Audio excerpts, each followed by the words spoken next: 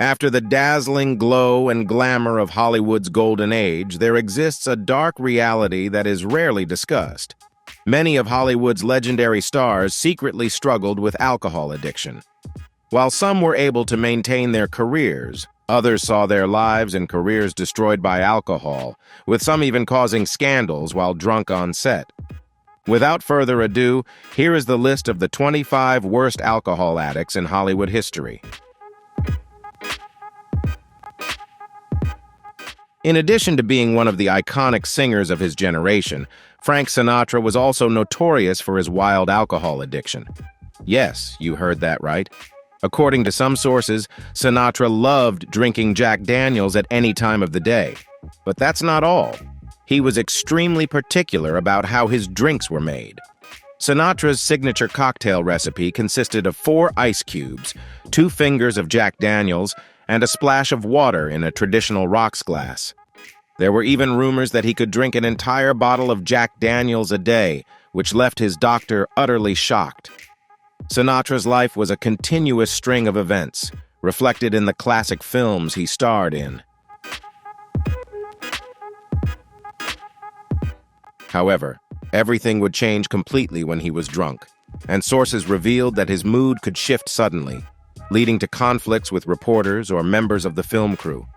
There was one occasion when his ex-wife had to hide in a room after witnessing him drink gin, which showed that he could become aggressive when intoxicated. If you're wondering about the severity of his alcohol addiction, it's said that he and his close friends, along with a few other Hollywood stars, jokingly referred to themselves as the U.S. Olympic drinking team. Sinatra passed away in 1998 at the age of 82, leaving behind a legacy closely tied to his intense love for alcohol. He was buried with a bottle of Jack Daniels in his casket, a tribute to his long-standing affection for the famous whiskey.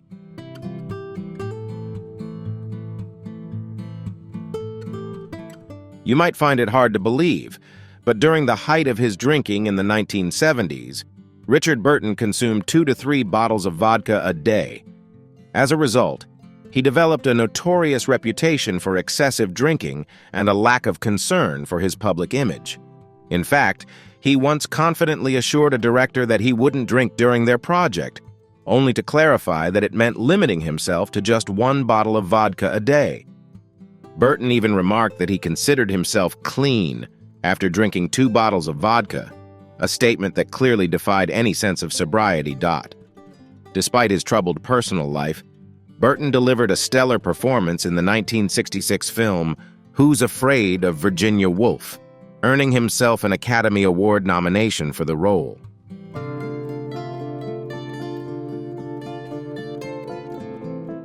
However, alcohol continued to haunt him, as seen when he struggled with balance during the filming of The Klansman, often needing to sit or lie down for certain scenes due to his lack of coordination.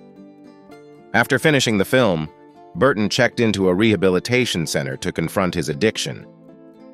Though determined to quit drinking after his divorce from Elizabeth Taylor, the years of excessive drinking had taken a heavy toll. Burton passed away in 1984 from cirrhosis of the liver and kidney failure.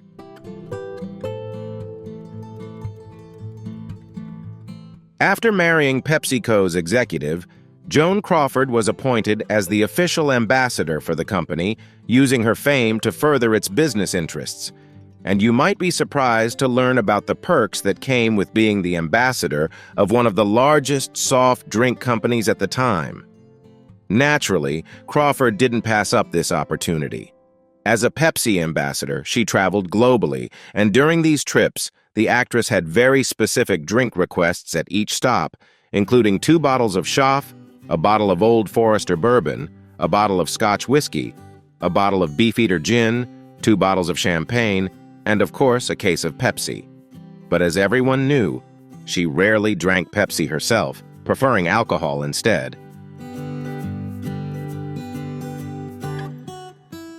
Leonard Nimoy, famous for his role as Mr. Spock, struggled with alcohol addiction throughout the filming of the legendary Star Trek series. Nimoy himself admitted that he used alcohol to cope with the long and difficult days on set.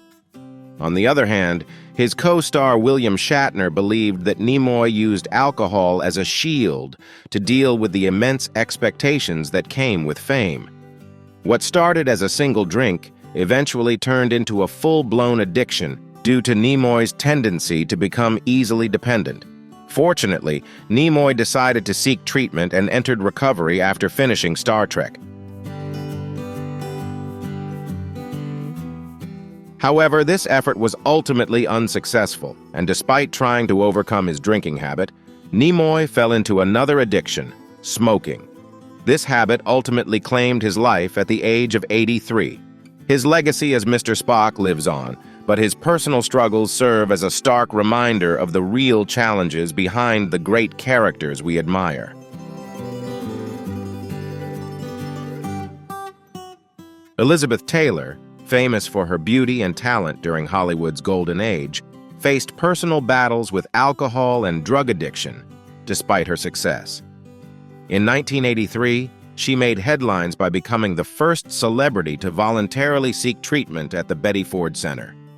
Betty Ford, wife of then-President Gerald Ford, founded this rehabilitation facility to help those struggling with addiction. Taylor's brave decision not only marked a turning point in her own life, but also had a profound impact on many others quietly battling similar issues.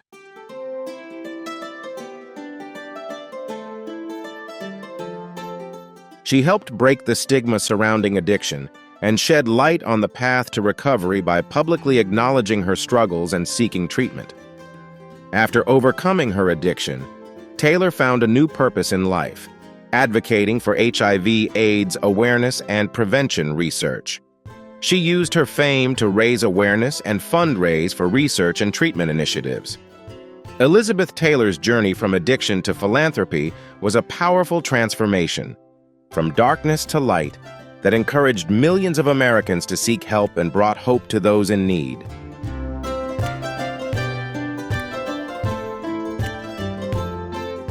Cary Grant, renowned for his suave on-screen persona, faced alcohol addiction in the 1950s and sought therapy to overcome it.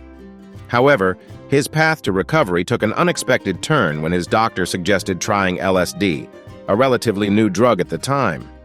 Grant found solace and enlightenment in the psychedelic experiences LSD provided, fully embracing the extraordinary journeys it brought him. He even introduced LSD to several friends, including Judy Balaban, the daughter of Paramount's head at the time, who famously said, "I think if it's good for Cary Grant, it's good for me." Grant estimated he underwent around 100 therapy sessions using LSD, and although the method was unconventional, it profoundly shifted his perspective on life, leading to increased overall satisfaction. Grant lived a peaceful life until his death at 82, leaving behind a legacy not just on the silver screen, but also in his personal battle against addiction.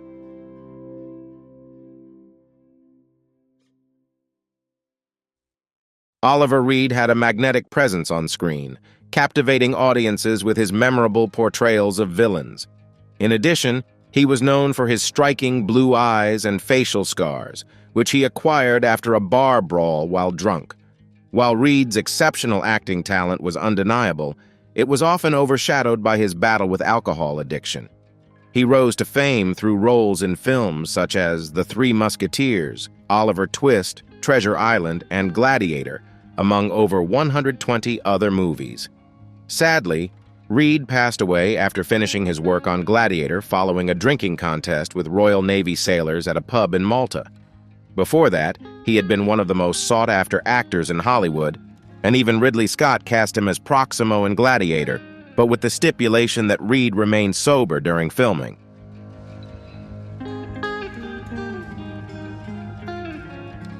However, Reed encountered a life-changing brawl that required 63 stitches to repair the permanent scars it left. He thought his acting career was over, but instead, he continued living life in his own way, becoming the life of every party.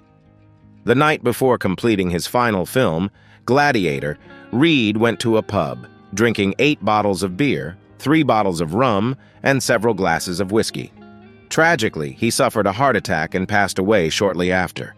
Surprisingly, when reflecting on his eventful life, Reed often mentioned only one regret: not finishing every drink at every pub and not sleeping with every woman in the world.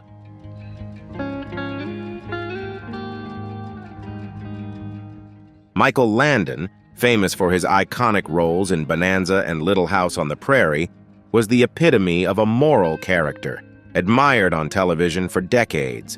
However, beneath this facade was a battle with alcohol and painkiller addiction, which affected his otherwise perfect public image.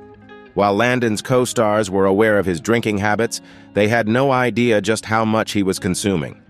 On set, Landon would often mix whiskey into his coffee and vodka into other drinks, making his addiction a regular part of his daily routine.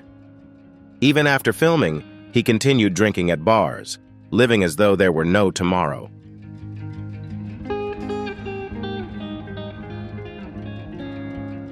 Melissa Gilbert, who played his daughter on Little House on the Prairie, recalled her childhood and admitted she had no idea about Landon's habit of putting vodka in his coffee. She said, "I'm sure he's the reason I often choose men who smell like alcohol." In addition to his struggles with alcohol and painkillers, Landon smoked up to 4 packs of unfiltered cigarettes a day, which likely contributed to his diagnosis of pancreatic cancer. Tragically, this illness claimed his life when he was just 54 years old.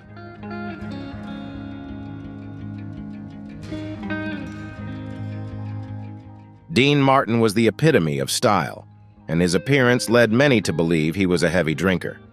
He once famously said, "I feel sorry for people who don't drink. When they wake up in the morning, that's as good as they're going to feel all day." As a result, much of Martin's onstage persona revolved around the image of a jovial, easygoing drinker. However, his daughter and close friends revealed that this was all part of the act, as Martin often drank nothing more than apple juice in his glass. In reality, the presence of a drink and a cigarette helped him craft a legendary image. Men wanted to emulate him, and women wanted to be with him.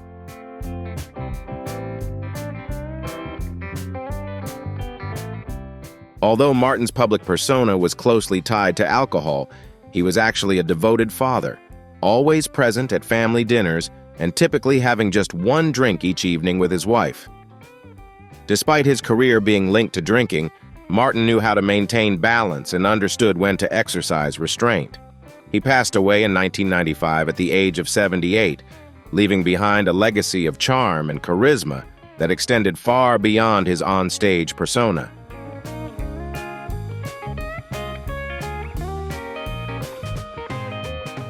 Barbara Payton was a promising actress in the 1950s, a rising star with high-profile relationships, including with Bob Hope and her husband, Franchot Tone. Originally from Minnesota, she moved to Hollywood, where she quickly became one of the most famous stars of the 1940s and 50s. She even appeared alongside notable actors like James Cagney, Gary Cooper, and Gregory Peck. However, her career was severely impacted by her struggle with alcohol addiction. Payton began writing bad checks and became involved in prostitution. Her personal life spiraled into chaos, marked by illicit affairs with nearly every man she met, violent relationships, theft, and numerous run-ins with the police.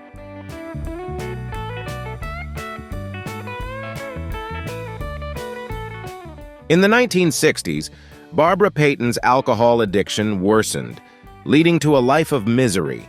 Her life took a significant turn when she lost custody of her children due to her lifestyle. In 1962, she was arrested for public drunkenness after being found sleeping at a bus stop on Sunset Boulevard, wearing only a coat and swimsuit. She was later arrested again for disorderly conduct while drunk at a loud party. From that point on, she spent many hours in bars and taverns. Tragically, she passed away at the age of 39 from heart and liver disease, a devastating end to what had once been a promising career.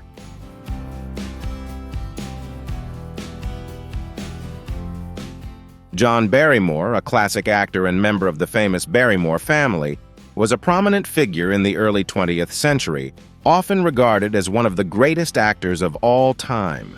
Interestingly, he was known for portraying empathetic characters struggling with alcohol addiction, which perhaps reflected his own battles with the same issue. His remarkable performances in Shakespearean roles and his striking portrayal of Dr. Jekyll and Mr. Hyde highlighted his immense talent. However, the difficulties in his personal life, especially in his later years, exacerbated his drinking problem. In fact, his second wife discovered him trying to drink her perfume, a testament to the severity of his addiction.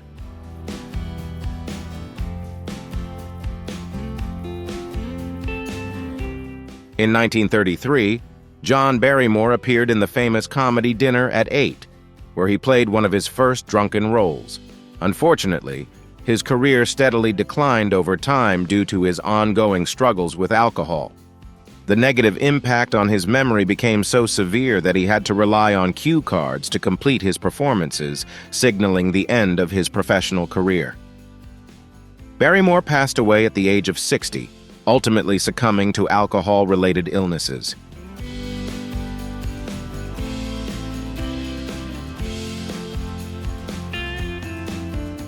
It's hard to believe that someone with Peter O'Toole's striking blue eyes was one of Hollywood's most famous drinkers. In a candid interview with David Letterman, O'Toole explained that his drinking habits were a product of his generation's cultural norms, where drinking was commonplace despite any commitments in life. He even claimed that alcohol helped him perform better on screen. One notable event related to the filming of Lawrence of Arabia involved the iconic camel charge scene.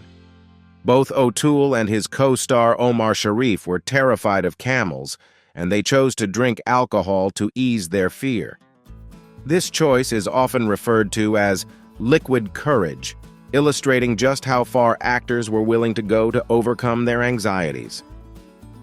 When asked about the incident, O'Toole just laughed and admitted that he didn't remember much of the scene because he was quite drunk. At least he didn't forget his lines, right?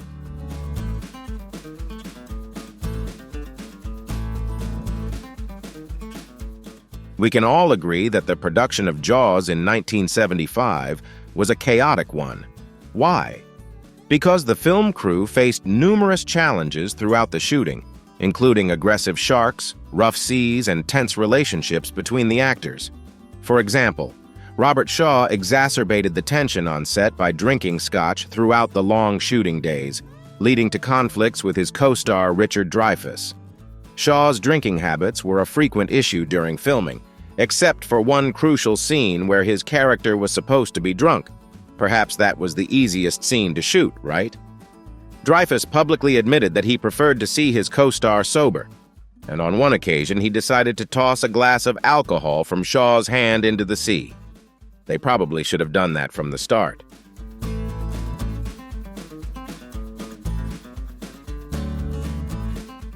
Jan-Michael Vincent was once a Hollywood icon, known for his striking looks and his role in the hit TV series Airwolf. It's hard to believe that someone who embodied charm during Hollywood's golden age would have a career that ended in tragedy. His journey to stardom began somewhat serendipitously when a film scout noticed him while he was serving in the California National Guard. This opportunity quickly catapulted him into success, allowing him to work alongside some of Hollywood's biggest stars, including Robert Conrad, Brock Hudson, Charles Bronson, John Wayne, Burt Reynolds, and Robert Mitchum. However, what should have been a promising career took a dark turn as Vincent's struggles with alcohol and drug addiction eventually led him down a destructive path. Things began to change when he was offered a massive salary for his role in Airwolf, making him the highest-paid actor on television at the time. But despite his success, the addiction issues that plagued his personal life continued to overshadow his career, leading to a series of unfortunate events that would derail his promising future.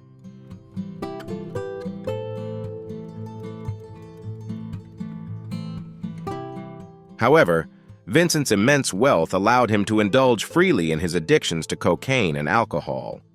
During the second and third seasons of Airwolf, these habits became increasingly evident, causing production delays and skyrocketing costs, ultimately leading to the show's cancellation. Vincent's troubles didn't end there. He was arrested multiple times for driving under the influence and was involved in a serious car accident that left him with significant injuries, including a broken back and the eventual loss of one leg.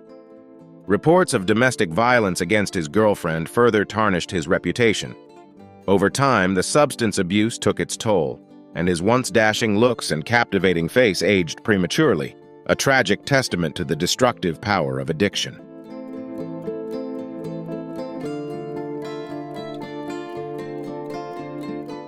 Errol Flynn was the epitome of charm and masculinity, with legendary roles in films like Robin Hood and Captain Blood that left a lasting impact. However, his life off the screen was a wild adventure filled with debauchery and non-stop escapades. The man, famous for his womanizing persona, reveled in his image as a charming ladies' man, a tough warrior, a cocaine addict, and a heavy drinker. Flynn didn't just drink with Fidel Castro in Cuba, he also drank alone at his home in Malibu, where he lived with his co-star David Niven. If you're wondering how serious his drinking habits were, it's worth noting that he was nicknamed the Sea Liver due to the massive amounts of alcohol he consumed on his private yacht.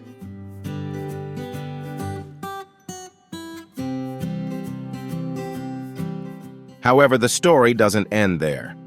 According to reports, Flynn frequently hosted wild parties fueled by alcohol, cocaine, and sex.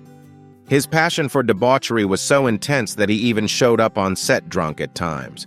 But as with all good things, Flynn's reckless lifestyle came to an abrupt halt when he collapsed in an elevator in his early 30s. A doctor later informed him that his heart and lungs had sustained irreversible damage. Ultimately, Flynn passed away from a heart attack at the age of 50, a tragic end to a life that was as chaotic and legendary as his on-screen roles.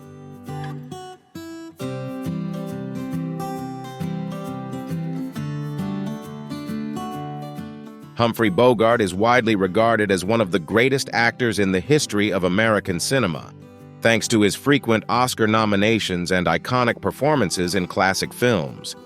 It's easy to see why Bogart earned such respect from his Hollywood peers. However, in his personal life, he was infamous for his frequent drinking habits. According to one friend, Bogart was generally an easygoing man, but that all changed around 11:30 p.m. Close friends revealed that he became an entirely different person during those hours, often turning angry, stubborn, or even violent. As his illustrious career progressed, his drinking began to affect his performances. Bogart would often show up on set drunk, or still suffering from the effects of a hangover. One infamous incident occurred while filming Sahara, when he arrived in his pajamas, refused to work, and instead spent the day riding his bike around the Warner Brothers lot. His drinking, which started as a coping mechanism and a part of his persona, eventually became a liability that impacted both his personal life and his career.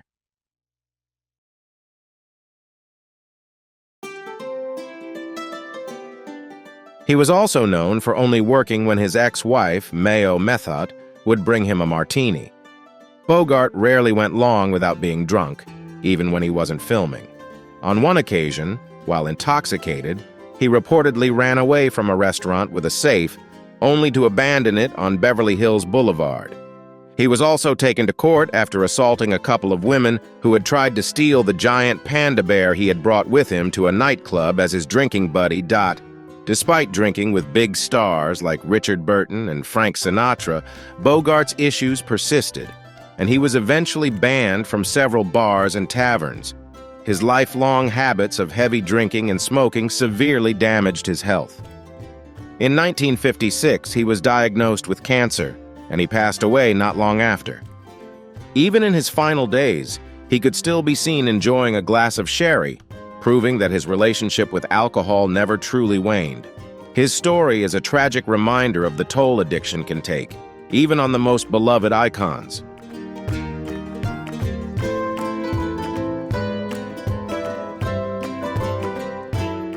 W.C. Fields was a famous actor and one of America's greatest comedians.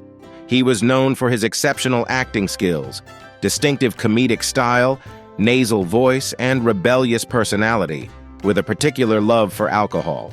Fields rose to fame in his late 50s, but his life nearly ended prematurely just a few years later, as his drinking habits had reached an extreme level, with stories claiming he drank over 2 liters of gin every day.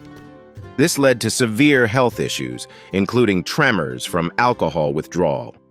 After struggling through films like Poppy, 1936, and In the Big Broadcast, 1938, Paramount eventually fired him.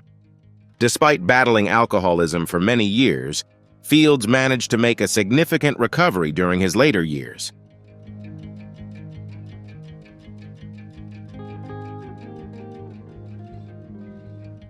In 1937, W.C. Fields became a familiar face on the popular radio show Chase and Sanborn Hour, where he found some peace and was able to maintain his fame.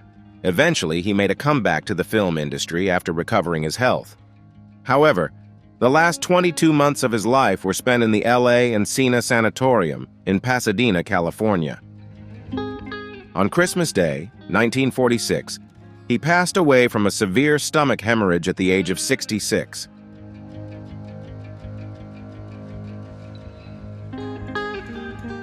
Bernard Lee was an actor renowned for his career spanning over 50 years in the entertainment industry, with more than 100 films and television shows to his name. He began his career at the age of 6 in stage productions before becoming a prominent figure in film. His most famous role was as M, the head of MI6, in 11 James Bond films. However, Lee's personal life was marred by tragedy, including the death of his beloved wife in a house fire, a brutal robbery, and unresolved financial issues. These personal struggles drove him into despair and led to a severe alcohol addiction. Lee's drinking habits became so problematic that during breaks from filming Edgar Wallace TV shows, he was often locked in a room to prevent him from drinking. According to sources, Lee would sometimes satisfy his cravings for alcohol by having someone pass a straw through a door crack so he could secretly drink. Even the famously heavy drinker Richard Burton claimed that no one could drink like Bernard Lee. Lee passed away at the age of 73 from stomach cancer, likely a result of his heavy drinking over the years.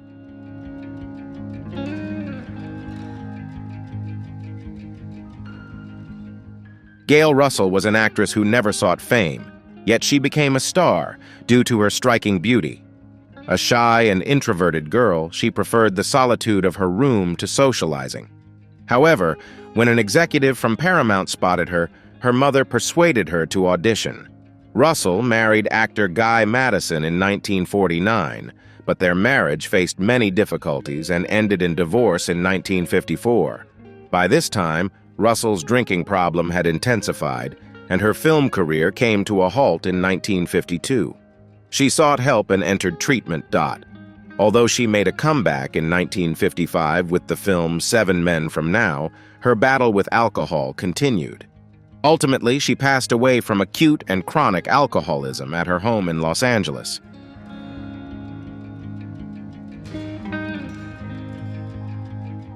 Spencer Tracy, one of the greatest film icons, battled alcoholism throughout his life.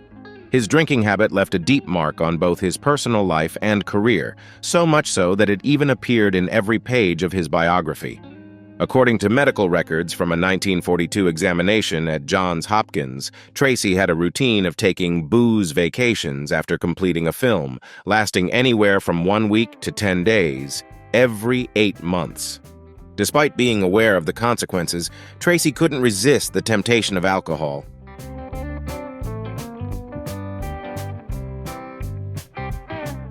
Therefore, he often isolated himself in luxurious hotels, avoiding meetings and disappointing those around him. Tracy's regret over his drinking became the source of his distress, fueling self-destructive behavior. Despite having been sober for 5 years, he admitted that he still craved martinis whenever he saw them. His director friend, Joseph Mankiewicz, recognized Tracy's shame and understood its significance in his battle with alcoholism. Tracy's struggle was marked by sorrow, humiliation, and self-inflicted wounds from addiction, leaving a lasting impact on both his life and career.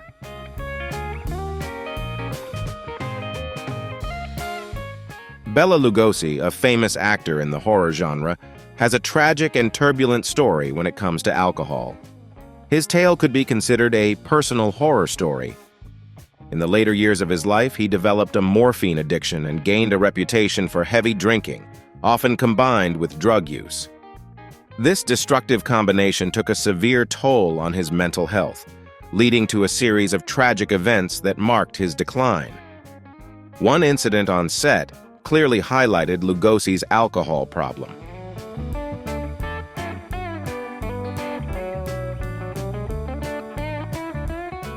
Director Ed Wood, who worked with Bela Lugosi on several films, found him lying behind a curtain, drunk and distraught. Tears streamed down his face as he held a revolver, aiming it at the director. In that emotional moment, Lugosi said haunting words to Wood, "Eddie, I'm going to die tonight, and I want you to come with me." This was surely a tragic expression of the despair and suffering Lugosi was going through. However, Wood, who also battled alcohol addiction, understood the depth of Lugosi's pain. Knowing that what Lugosi needed at that moment was peace, Wood went and poured a glass of scotch, Lugosi's favorite drink, and handed it to him. Lugosi took a sip, and after that, he lowered the gun, the tension easing.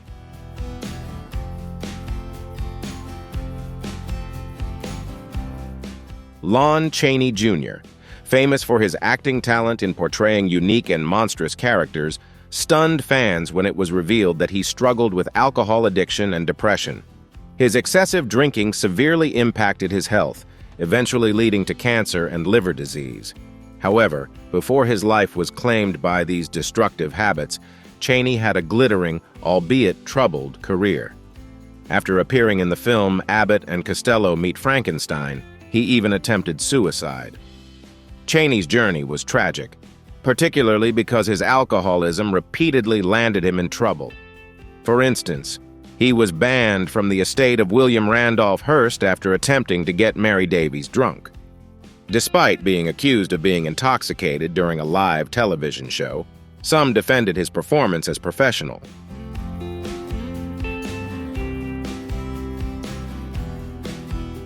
Albert Finney, a talented British actor known for his outstanding performances in films such as Tom Jones, Murder on the Orient Express, and Erin Brockovich, had a remarkable career and left a lasting impact on cinema. However, he also struggled with a personal monster, his drinking habits. Finney was a heavy drinker throughout his life, frequently enjoying beer during lunch and continuing throughout the day. Looking back on his life, he admitted that he had drunk a lot, and despite many enjoyable moments, he began to wonder how he had managed to do so as he grew older. In 1984, after being diagnosed with kidney cancer, Finney decided to quit drinking. Fortunately, he overcame the illness and continued to work until 2012. Finney passed away in 2019 at the age of 82, leaving behind a remarkable legacy that serves as a testament to the emotional struggles he fought throughout his life.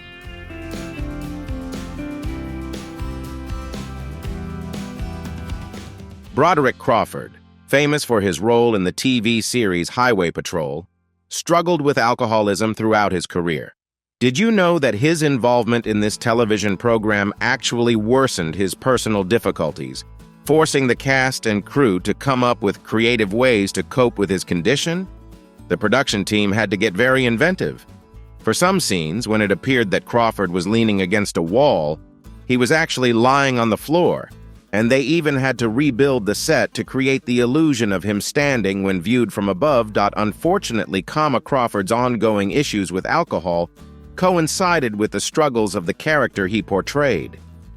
This dual challenge, both personal and professional, underscored the immense toll his addiction took on him, affecting both his work and life.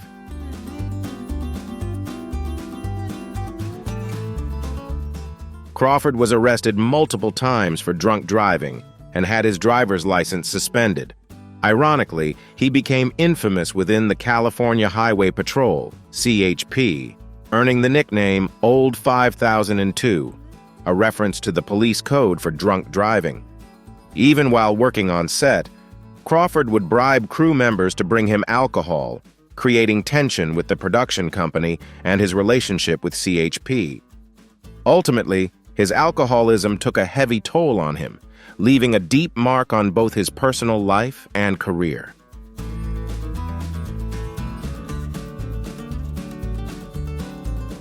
On the afternoon of October 19, 1978, Gig Young, a celebrated actor known for his outstanding performances, tragically passed away. The event occurred shortly after Young, aged 64, had married Kim Schmidt. In a horrifying turn of events, he pointed a gun at her head and pulled the trigger, killing her instantly. He then turned the gun on himself and took his own life. Young, quote, life had been fraught with difficulties, which were believed to have contributed to the brutal act. His career was deeply affected by the negative influence of alcohol and drugs, including a heavy addiction to Valium. These issues took a toll on his work. He was even fired from the film Blazing Saddles on the first day of shooting after he fell on set due to drug use. Despite his personal struggles, Young left behind some memorable performances, particularly in The Twilight Zone. However, his career could not save him from the personal demons that haunted him, and he tragically ended his life with a .38 caliber bullet.